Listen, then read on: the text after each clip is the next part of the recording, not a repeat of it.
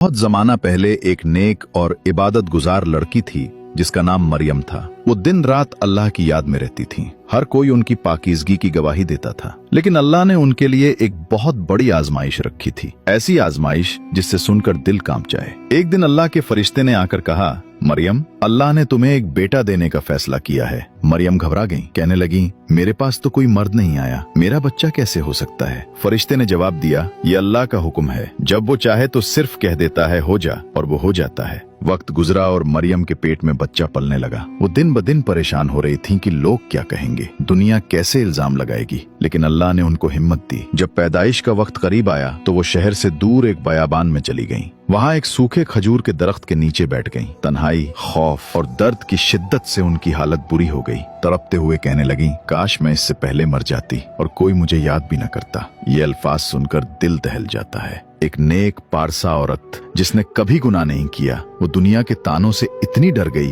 कि मौत की तमन्ना करने लगी। उसी लम्हे अल्लाह की रहमत नाजिल हुई। नीचे से एक आवाज आई, मरियम, गम न करो, तुम्हारे करीब एक चश्मा जारी कर दिया गया है। खजूर के दरख्त को हिलाओ, ताजा खजूरें तुम पर गिरेंगी। उन्होंने चश्मे का पानी पिया और खजूरें खाकर थोड़ी ताकत मिली। फिर बच्चा पैदा हुआ, हजरत ईसा। कुछ दिन बाद जब वो बच्चे को गोद में लेकर अपनी कौम के पास वापस आईं, तो लोगों ने शोर मचाया, मरियम, ये क्या है? तुम्हारे वालिद नेक आदमी थे, तुम्हारी माँ पाकीज़ा थी, ये बच्चा कहाँ से आया? ये अल्फाज तीर की तरह उनके दिल पर लग रहे थे, मगर अल्लाह ने पहले ही फरमा दिया था, तुम उनसे कुछ न कहना, सिर्फ इशारा करना। मरियम ने बच्चे की तरफ इशारा किया। लोग हंसने लगे, ये बच्चा कैसे बोल सकता है? और फिर अल्लाह के हुक्म से नन्हा ईसा झूले में बोल उठा, मैं अल्लाह का बंदा हूँ, उसने मुझे किताब दी है और नबी बनाया है। ये सुनकर सब लोग कांप गए। जिनको मरियम पर शक था वो हैरान रह गए कि एक नौमौलूद बच्चा कैसे अल्लाह की तौहीद और अपनी नबूवत का ऐलान कर सकता है। ये वाकया हमें बताता है कि अल्लाह जिसे चाहे इज्जत देता है। सारी दुनिया इल्जाम लगाए, लेकिन जब अल्लाह चाहे तो एक बच्चा भी अपनी माँ की पाकीज़गी का सबूत बन जाता है। असल सहारा सिर्फ अल्लाह है, बाकी सब के ताने और बातें